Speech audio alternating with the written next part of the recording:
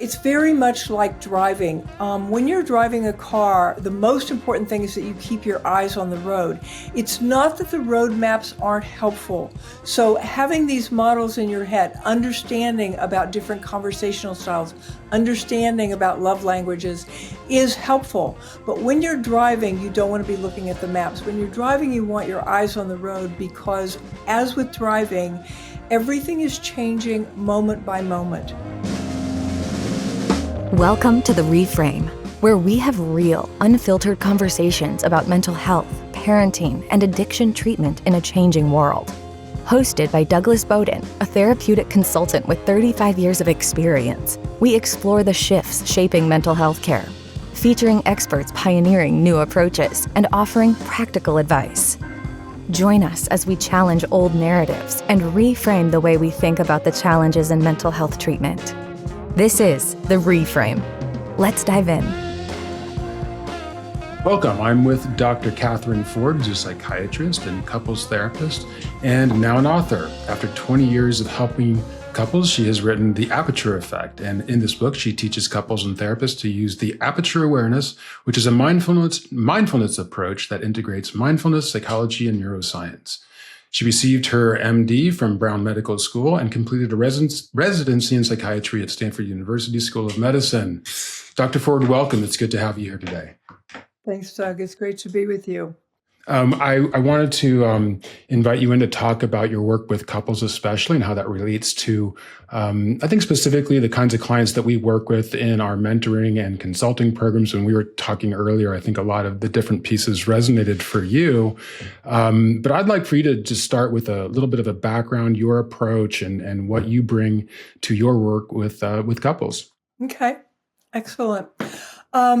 Yeah, I think one of the most relevant things for our talk and for related to the work that you do is long before I was a psychiatrist, I was kind of naturally a systems thinker.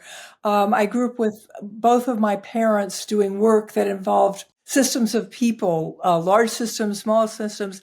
And so as I headed towards becoming a therapist, I was pretty sure that my view of human beings was that we're systems of people, that I think Tony Kushner said there's no such thing as a single human being. And so I very much relate to people as systems, which is why I started very early on working only with couples as opposed to individuals.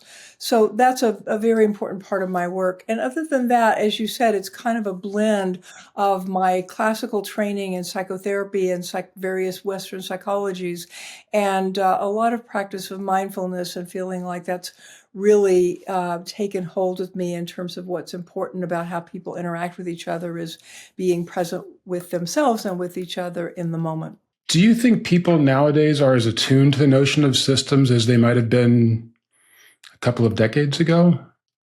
I ask that question because I guess it's a loaded question. I feel like the clients that we see are less attuned to that notion that there's a system at play, that there are other factors going on within a family other than the dilemmas they're facing with their adolescents or young adult children. And that's why we're seeing them. So I think we're finding that families are less inclined to see the systemic aspects of what's happening within their family and for their children.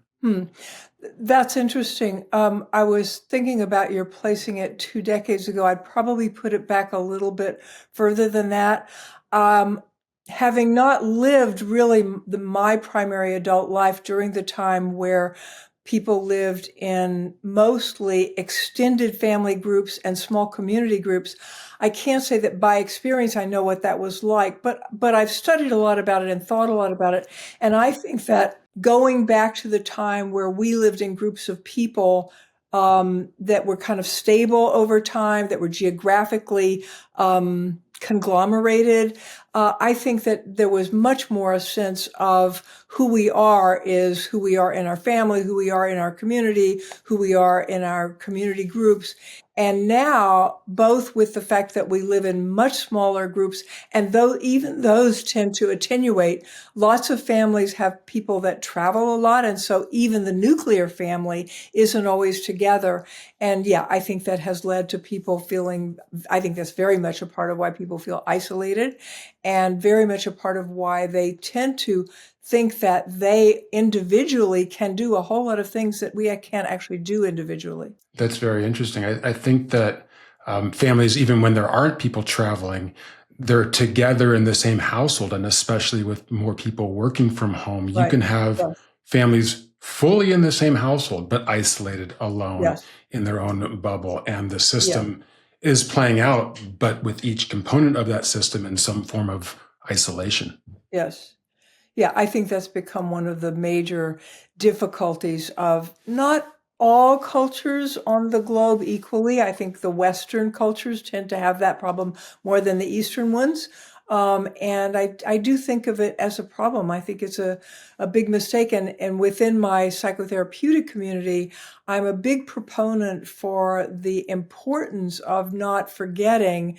I think individual therapy too much, the classical model of that has emphasized a sort of isolation of the individual as everything's going on inside this individual. And I think that we've made a lot of mistakes that way. I think too that the way the economics of mental health care have shifted has also reinforced that, because a lot of times, and our lens, of course, is seeing the adolescents and the young adult children of couples who aren't thriving, and therefore the medical model, the identification of that person as having the problems, because that's who insurance will reimburse for, reinforces that notion of that person being the problem, and de-emphasizes the importance of the parents, the system, and all the other component parts that are affecting this particular individual. Yes, exactly. Not sure what to do with that, but that is one of the problems that we face. To know that that's where we are, and what I do with that is that when I'm working with people, and also when I'm just living with people, I'm constantly referring to that and keeping it in my mind that I often tell people competency is in the relationship, not in the individual. And people relate very well to competency these days. And so I remind them, it's not about are you competent or not. It's about in this system, whether it's two people or a whole family, are you helping each other to be competent? And is this system moving towards competency? That's impressive. Do you find that here, especially in Silicon Valley, the competency piece encourages people, or can sometimes demoralize them, because people try to I don't know what the question is there, but when I hear competency in Silicon Valley and the kinds of and I have a lot of compassion for this, but I feel like sometimes the families here are striving to master the therapy, but haven't had the mindfulness component that you also bring to the table, that really emphasizes the relational components at a very real and profound level. You can probably articulate this better than I'm trying to ask it.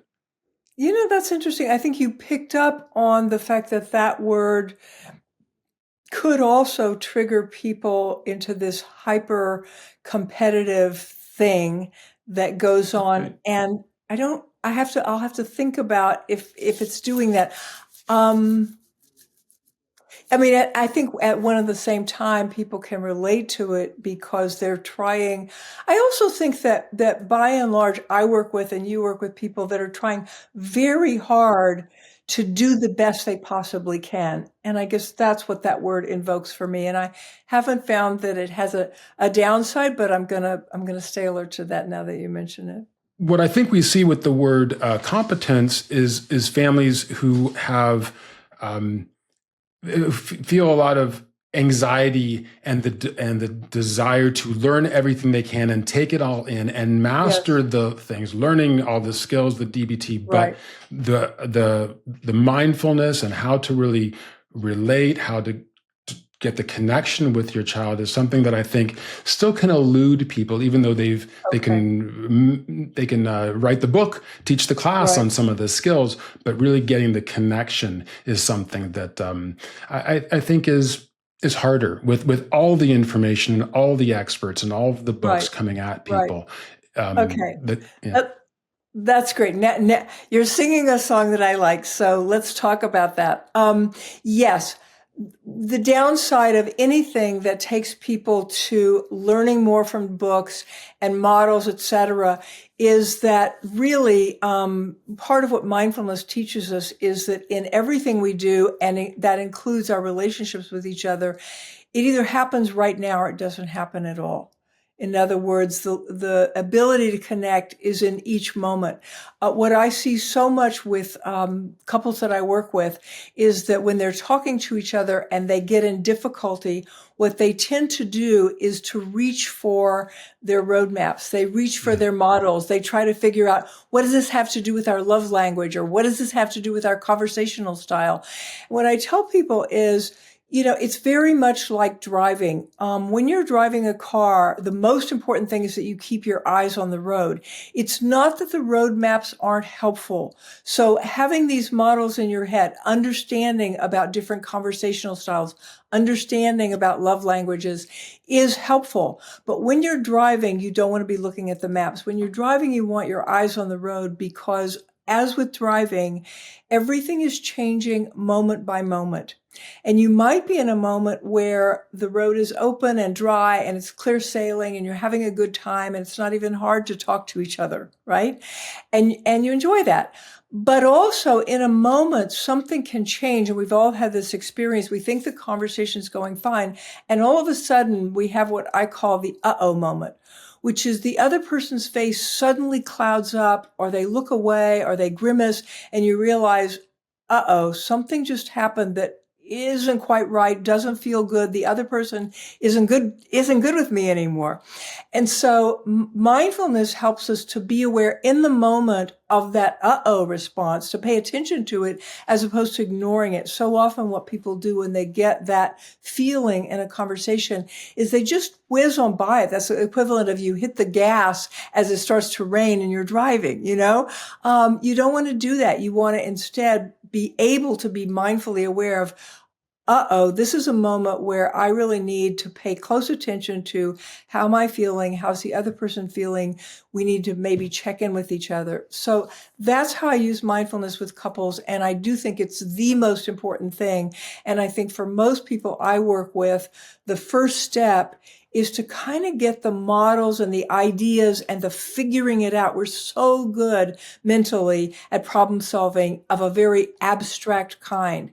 Right. And what I'm trying to do is get people to just kind of leave that aside. Mindfulness, among other things, involves intentionally going towards not knowing things, which is kind of an odd and weird paradox for most people that you and I deal with and talk to. Myself included.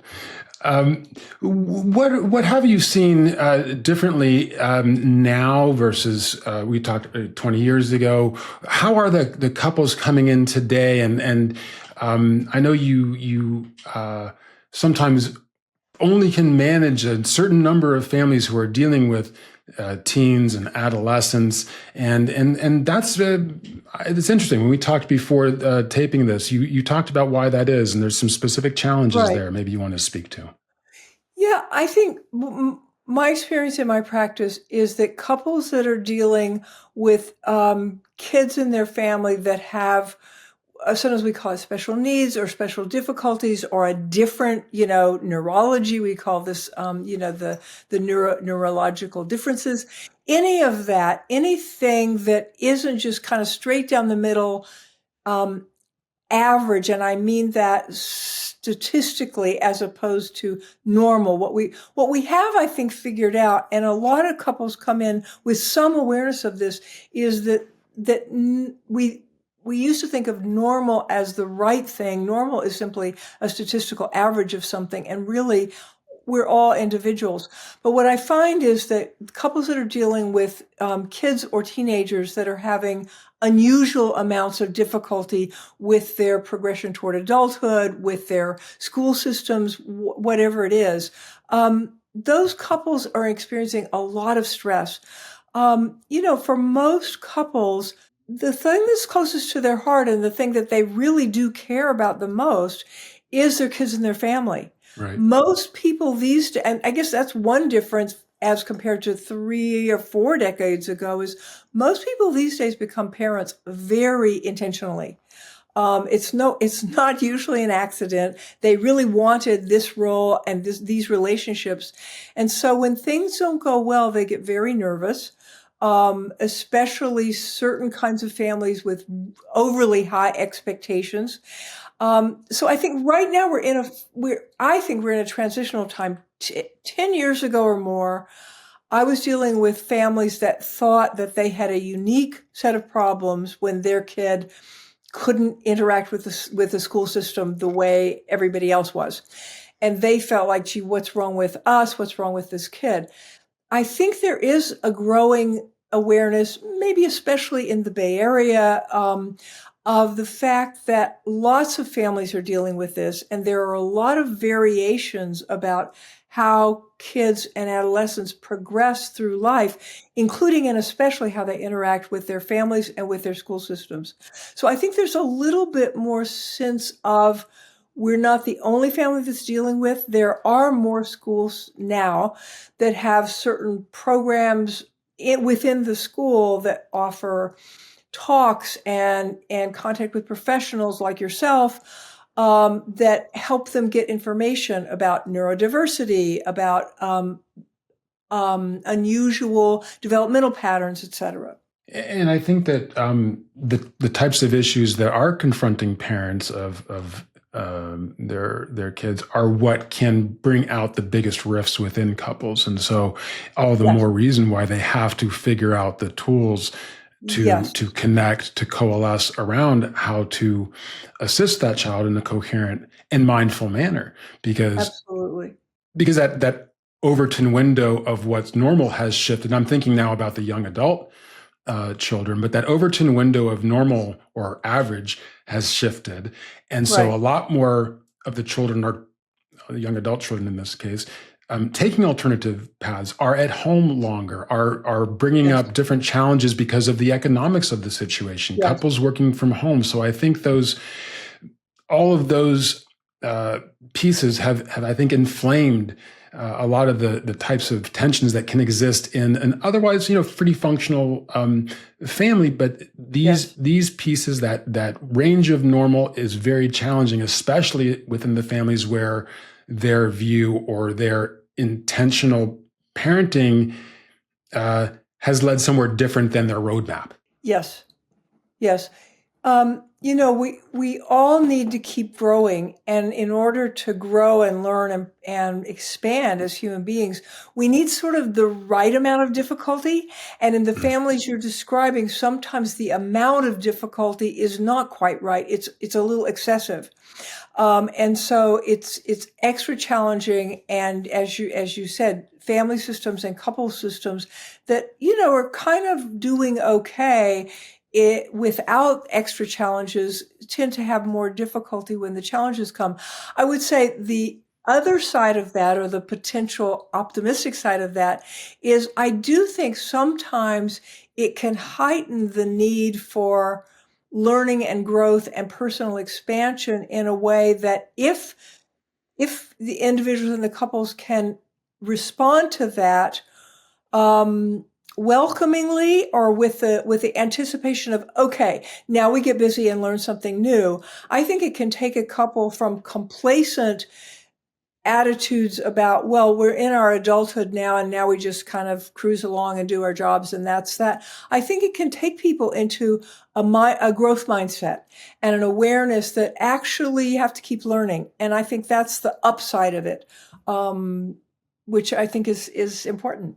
What do you think are the biggest changes that parents and couples need to be aware of or make or be intentional about when they're moving from parenting a teenager or adolescent into a young adult. And what those, especially so many families now, and we've all seen the statistics on how many young adults are moving back in with their families after college, or having not gone to college, staying there into their 20s and to 30 or so. What do you see as being some of those big changes and adaptations that parents need to make? If you can bullet point out some of those key pieces of differentiating factors that parents need to attend to. Yeah, the first one I would say is an interesting kind of two-pronged thing. The first one I see is that I think that there's a really interesting shift that needs to go on during late teenagehood, high school years, where parents need to shift from a controlling role to an advisory role and a consultative role, and that really helps the kid get ready for college, where they are going to be out on their own. And so what I would say is, relative to the stage you're talking about, parents that never made that shift, now they really need to make it. They really need to understand this is not about making it happen anymore. This is not about being in charge anymore. This is about being a really good consultant and a trusted advisor. And so if they haven't made that shift yet, they really need to do that.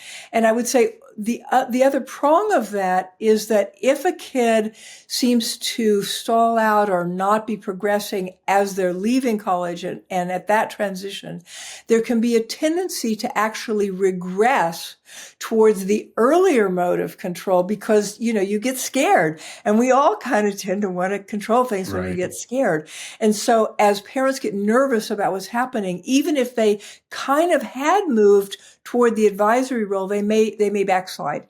And the whole relationship, it's not just that they do, the kid may also backslide into defeating and reacting to their control, as opposed to welcoming their help. So that's kind of what I see both with parents and with kids in that phase. Is really important. I would say, can I say a second thing? Absolutely. The second thing I see about that is the importance of, yes, learning about whatever the wisdom is we have at this point about that transition, like things I just said, but also keeping in mind, and again, this is the mindfulness thing, that you want to be very alert to the exact nature of this particular individual, this particular moment for them, this particular moment for this family, that there will be some generalities and some categories that apply that will be helpful to you. That's the roadmap. But also you want to stay very alert to what's really happening right now for this particular becoming an adult child, and for this particular family dealing with a kid that's having a little extra difficulty with that. Yeah, I like what you're saying about moving from command and control to advise and consent. Yes. That's one of the key things. One of the things I say too is, and this is counterintuitive at some level, but let go of the outcome. I think that desire to control is about not only not controlling your young adult child, but I think at the same time trying to control their own anxiety, their own fear, their sense of chaos and disorder, is somehow addressed by feeling like they have some control, or sometimes even in hiring us and in wanting to have a particular outcome in mind, where a lot of times we're having to advise on mindfulness, giving the space and allowing for a particular direction that may not have been on what your early roadmap. I know we're using the term roadmap differently here, but your plans for your child and how you had intentionally gone into parenting. Right. I love that you're emphasizing that, Doug. That's so important. Yeah, we get so, in fact, hardly anything goes better if we're looking at the outcome. And again, this is the mindfulness perspective. What we really need to pay attention to is what's possible at this moment. What's my best shot at whatever it is, driving the car, parenting, or whatever. What can I do right now that is skillful, that helps move things towards, well, a loving relationship, first of all, but towards what's needed right now. Do I need to listen? Do I need to advise? Do I need to go grocery shopping and leave the other person alone to have their own thoughts. Paying attention to what this moment offers and needs, as opposed to where we're trying to get to, is so important. And also that the outcome, I think that maybe the other very important thing is to realize there are all kinds of good outcomes. I'll share personally, I have 3 kids, and 2 of them are what I think have come to think of as off-roaders, meaning they're not following a predictable track that's the kind of track that I clearly followed since I went to medical school. One of them is a crafts person and the other one is a musician. And the crafts person is the older kid. And I sometimes joke with the musician that he got me ready for being okay with her being a musician, because what I learned with both of these kids is to let go of my expectations and my definitions about what was success, what was healthy, what should be happening. We all have those. And what I came to with both of these kids is realizing that the most important thing, especially as they exit college, is that they become as aware as possible of who they are and what they really want, and that they develop the ability to know that actually I will never have the ability to know what the next step for them is. I may have the ability to know what the next step in my helping them is, but that really my best shot at them being happy and successful is to help them know how to do that for themselves. And that involves really letting go of plans and set trajectories and ideas about graduate school and all of that. It comes down to trust, though, too. You have to trust your child to make good decisions. And that's hard. Yes, it is. You have to trust them to make good decisions, and you have to trust that they can recover from mistakes, I guess, is the other piece of that, because they will make mistakes and they will make some bad decisions, just like you did, just like I did. Right. And so it's partly about making good decisions, and it's partly about them learning what you do after you made a decision that didn't go well, and how do you recover from that? How do you learn from that? How do you not take a hit with your self-esteem, but realize that making mistakes is a part of what a good, solid, learning adult does?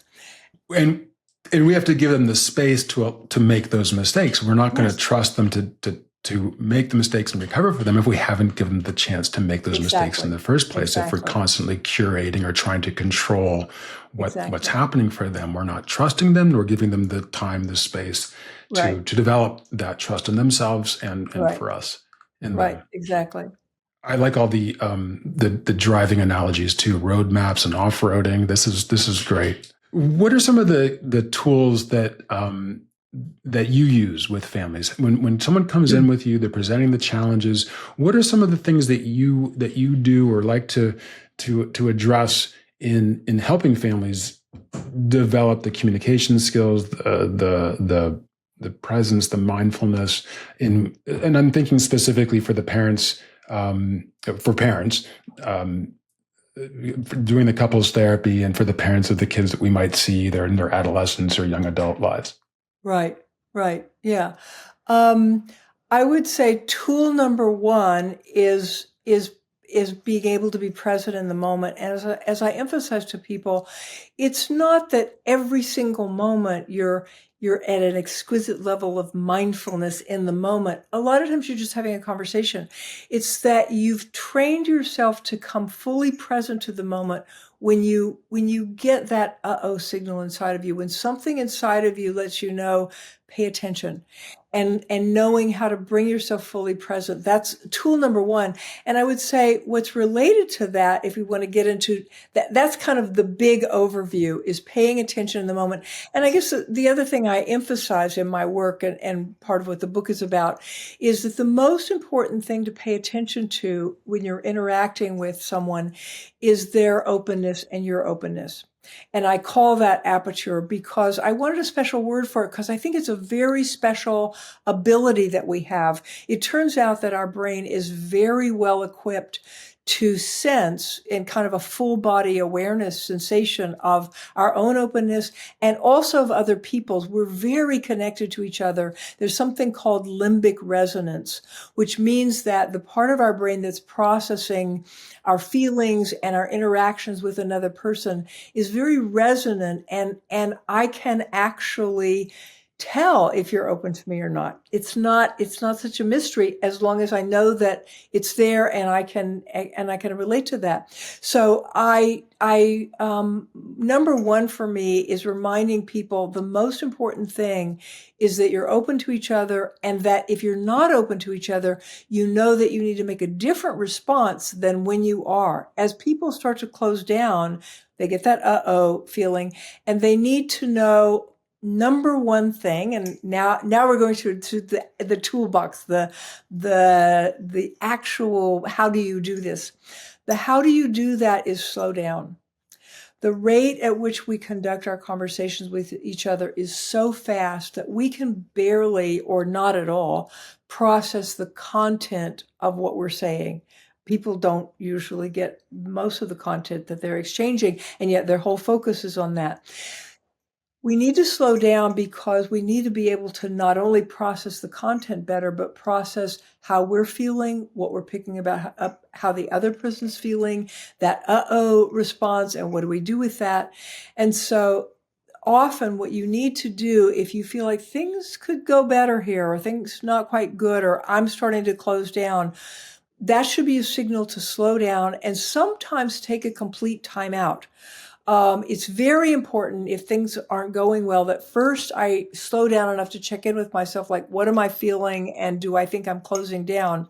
If the answer is yes, I might be closing down, then the next thing to do is to slow the other person down, the whole conversation down, and to actually take a pause and say, hold on a second. I need to check in because I'm not sure we're doing very well in this conversation. What do you think? You don't have to get fancy about this, and you don't have to use, you can use the aperture word if you want. What's your aperture? But you don't need to. You can just say, how are you feeling? How are you doing in this conversation? Very often, if something told you that you needed to ask that question, what will come back is something like, yeah, I don't like the way this is going, or I'm not feeling, I'm not enjoying this conversation anymore, or something like that. And the next question needs to be, why not? What can we do differently? And sometimes it's something very simple. Occasionally, you'll ask the other person, you don't seem to be liking this conversation. And they'll say, yeah, you've been talking for 5 minutes straight and I can't get a word in edgewise. Now, in a certain way, that's so simple. And what's great about that it's simple is right away, you know what you can adjust to make the conversation better. The person has said, yeah, it's not a conversation if you're talking all the time. And we all make that mistake from time to time. I certainly do. And so it's pure gold when you can ask and the other person can tell you, don't talk so much, or you're talking too loudly, or you started talking about X and I thought we were back over here talking about something else. So often it's not that complicated to grab hold of what is it that threw us off course here? What can we adjust? It might be tone of voice. It might be the amount of content we're trying to handle. So biggest tool is stay in the moment, stay aware of your openness and the other person's, and slow things down so that you have time for processing. There's an exercise in the book that will give you an idea of just how extremely I mean this sometimes in terms of the amount that we're trying to process. When I am trying to teach couples about slowing down, the exercise I give them is that they're each to only say 2 sentences when they speak.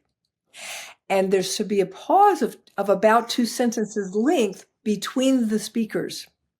Wow. If you think about it, that's a conversation that's like a really slow tennis volley. Like the ball is hit and it travels, and it's hit and it travels. That's really, really slow. The first 2 minutes of doing that will feel really frustrating and weird to you. I promise you.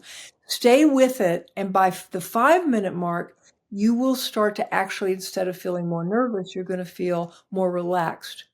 because your system now has a chance to catch up, and you have a chance to process all those things that you felt coming at you in terms of the emotionality of the conversation, the complexity of it, the diversity of it.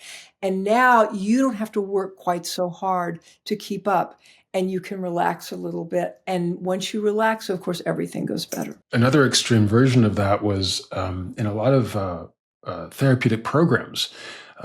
The communication between parents and children was often, and still often is, letters at first, because it allows for Yes. the very Yes. deliberate and intentional articulation of whatever it is you want to say in either direction.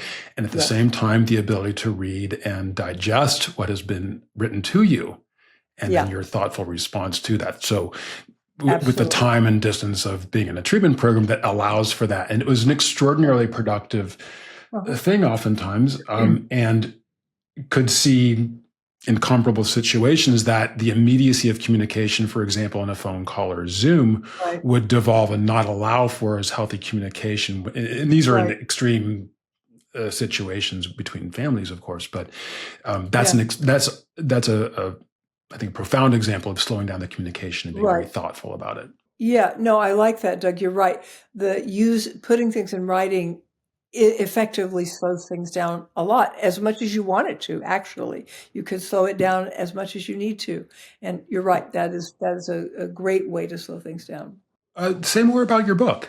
What are some of the other tools and skills that are in there? And I know that when we've gotten feedback about the podcast, one of the things that people really resonate with is the skills and the tools. So I'd love to hear some more about that. Let's give them several. People want something they can take away and use right away, which I think that's so good, because actually everything that we're talking about is not stuff that you really learn by hearing somebody describe it. It's stuff that you learn by experimenting with it on your own. And I think part of the with a good therapist.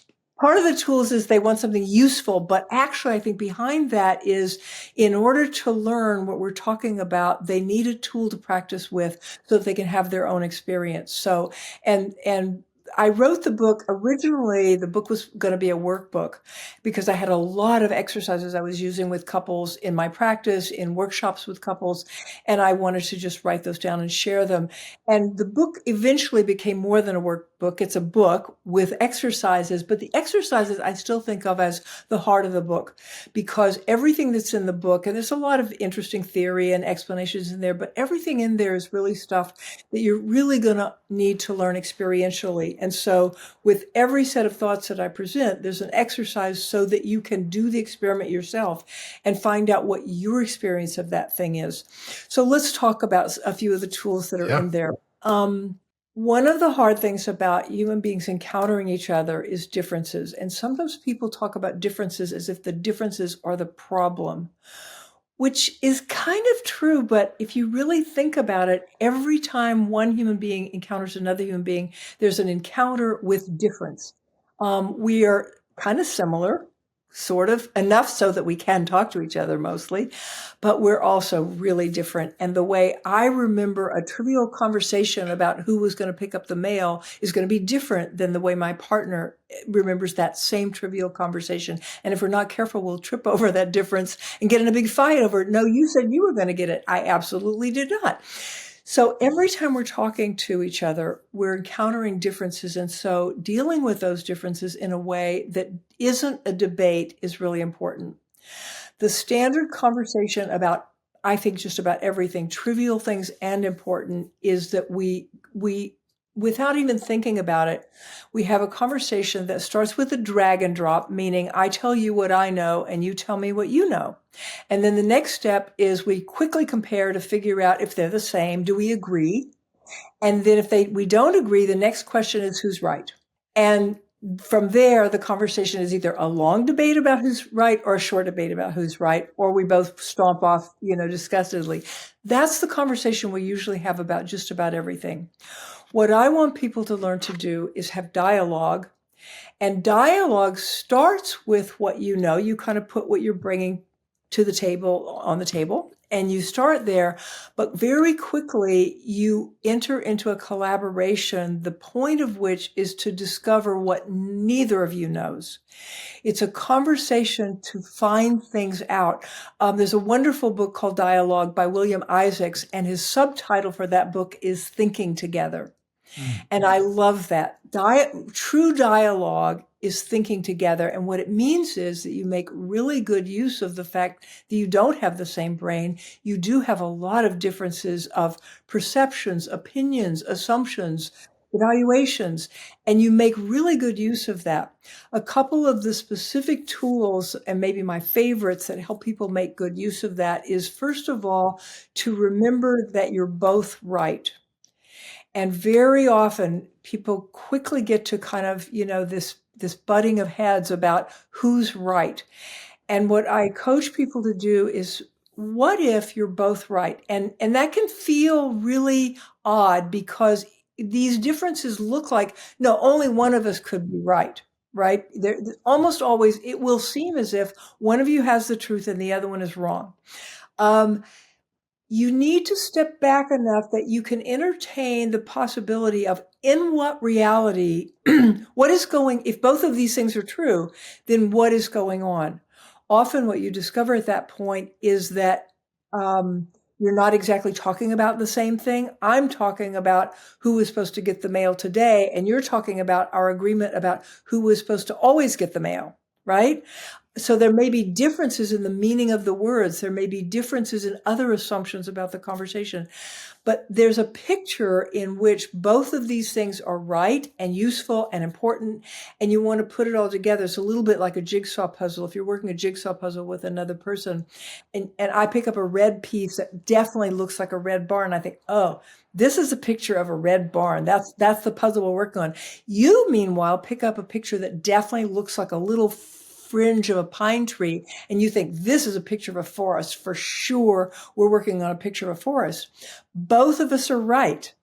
In this bigger picture, there's a barn and there's a forest, and it's all going on. And if we get into a debate about forest versus barn, we're not even seeing the bigger picture.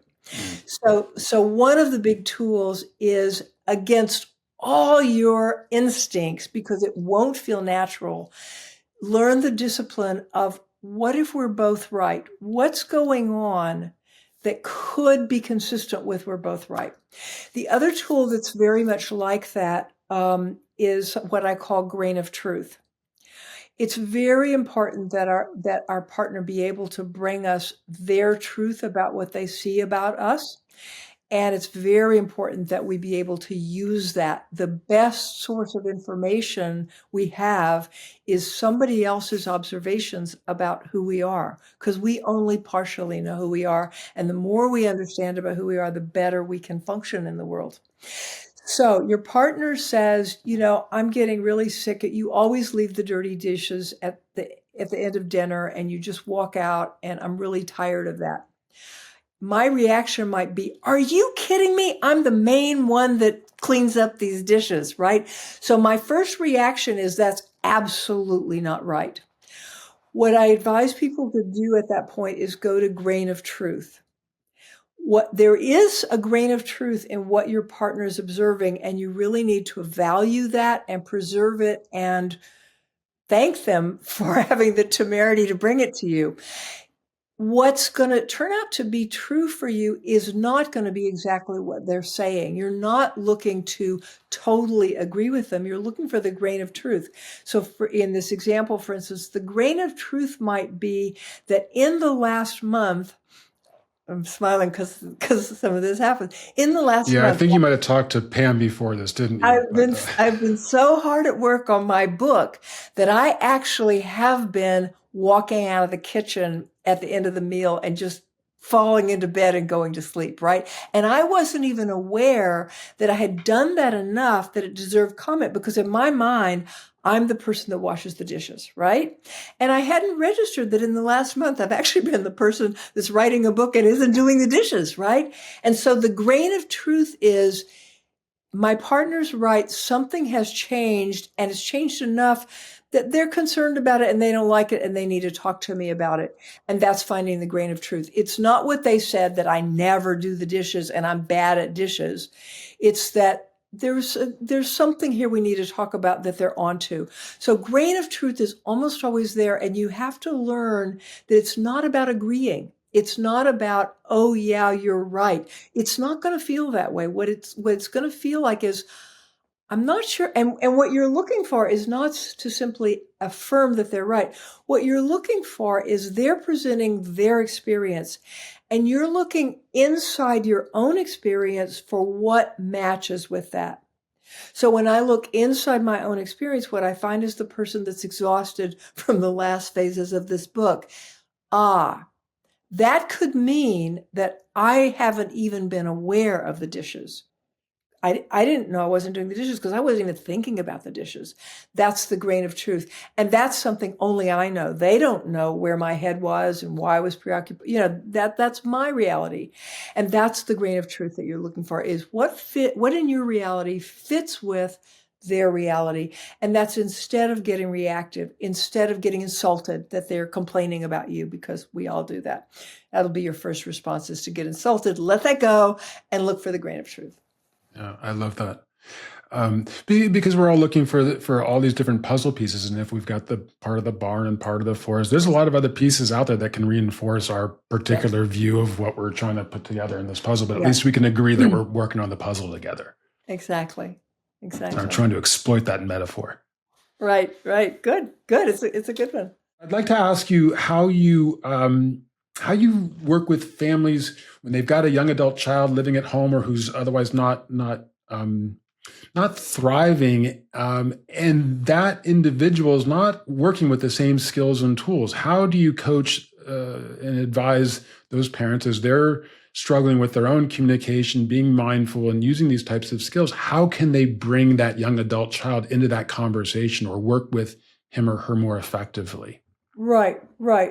Good. A couple of things about that. I would say the first thing is to remember that it's always all about learning.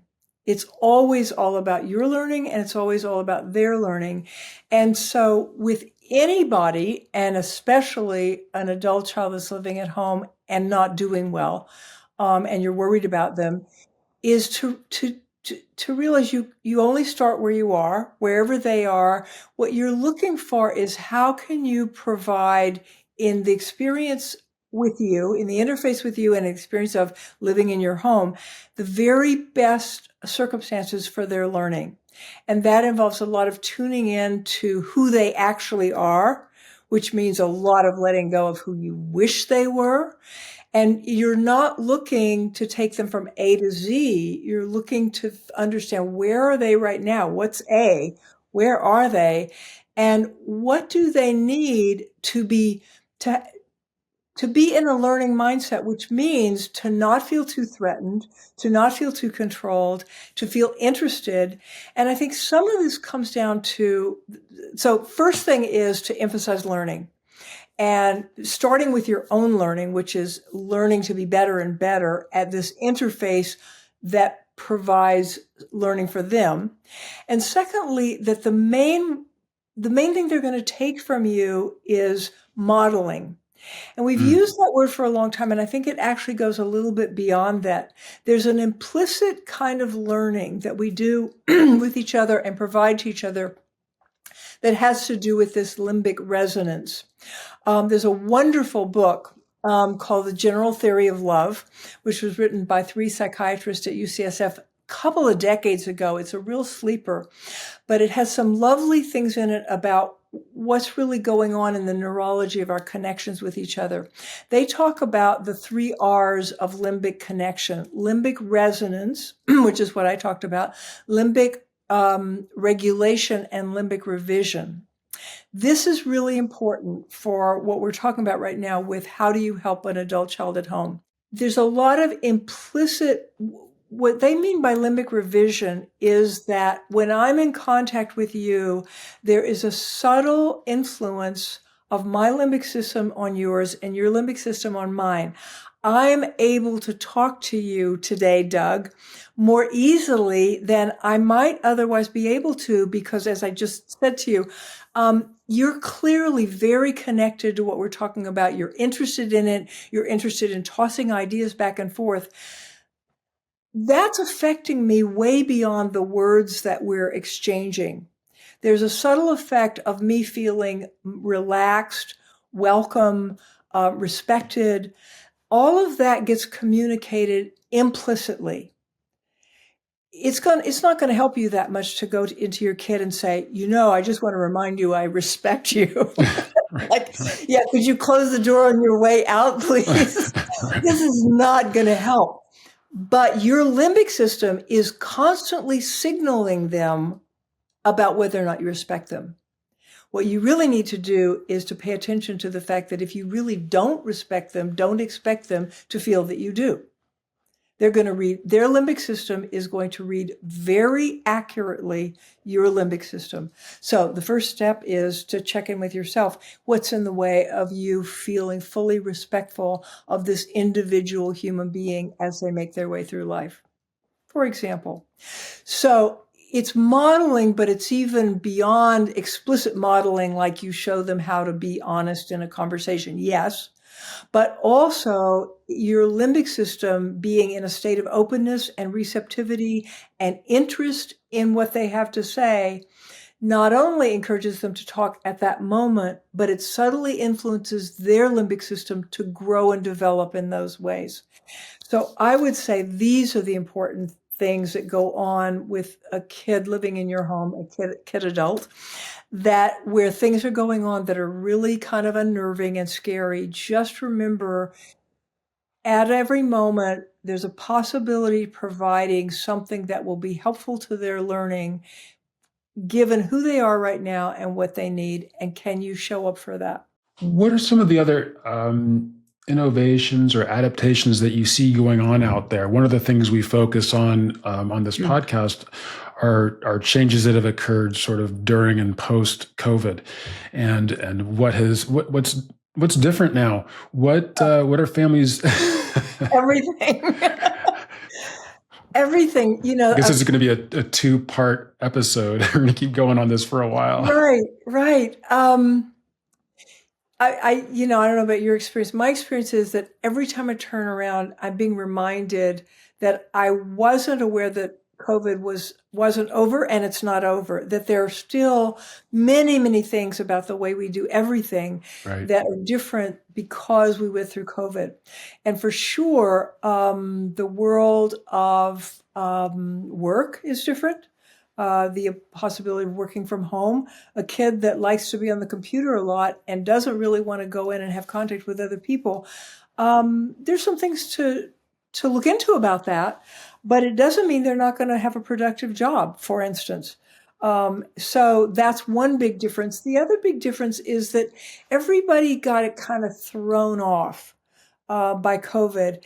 And some people got thrown into an innovative state where they actually learned more than usual, but it was off track from where they ordinarily would have been. And other people got thrown off in a way that wasn't so innovative and kind of had them feel lost for a while. And this is particularly true for young people that were in middle school and high school during COVID.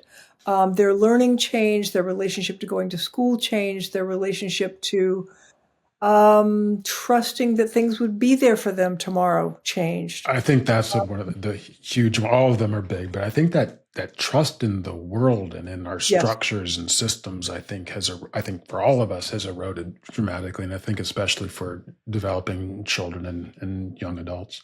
Yes. Yeah, I'm glad that you emphasize that. And what else is true about that is that we haven't really known very well how to talk about that. And if you think about the difficulty of you and I talking about it at the maturity we have, people that are coming out of high school and college and in those kind of middle, early adulthood years, they don't yet have the ability to talk about these kinds of things with the complexity that they need. And they don't yet have the confidence to talk about them either. People in college and coming out of college are still finding their way to finding their voice and to feeling like they have the right to an opinion in the world and that their opinion is welcome. By the way, we often reinforce that it's not. So they're dealing with complex things, and they're dealing with things like, is anything going to be there the same tomorrow? And they also don't have language and concepts and the assurance that talking about that might be helpful. Yeah, and there's not really the mechanisms built in to help remediate or to help them move, because once they've fallen somewhat behind developmentally, that delta becomes wider and wider over time. And that's what we're finding with our Right. mentoring program, which has just exploded post COVID, because we're having to backfill some of these experiences of confidence building and trust in themselves, and ultimately the parents' trust in them thereby, Right.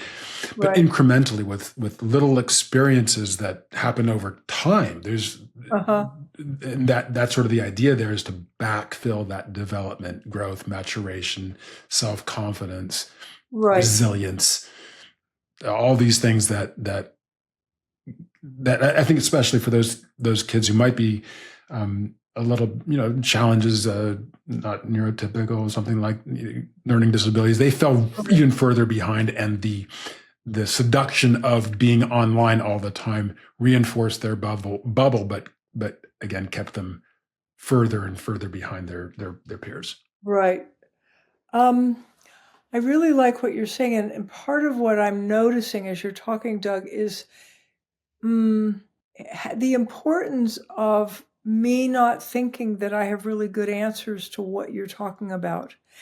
Meaning, I don't think we have really good answers to this yet. I think maybe sometimes the most important thing we have to offer each other and our families that are dealing with this stuff is the acknowledgement that nobody has the answers yet, and that we're all struggling to figure this out. And even the language that the kids are behind.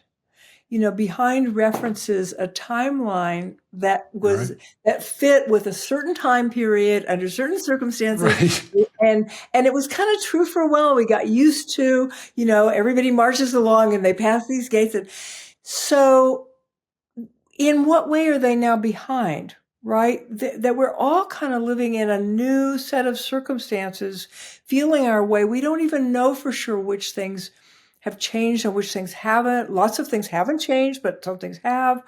I think there's a degree of uncertainty that means that our usual way, I mean, the word behind, I think, is it's a part and parcel of us checking in to be sure we're okay. And to be sure our kids okay, to be, we constantly are measuring because we want to, it's important to keep track of your health. We take our temperature when we don't feel well to see, well, are we okay? Or are we not okay? So the concept of behind comes from wanting to be alert to, is there a problem? What should we do? Do we need to go to the doctor? Do we need to go see Doug, at Bodin? What do we need to do?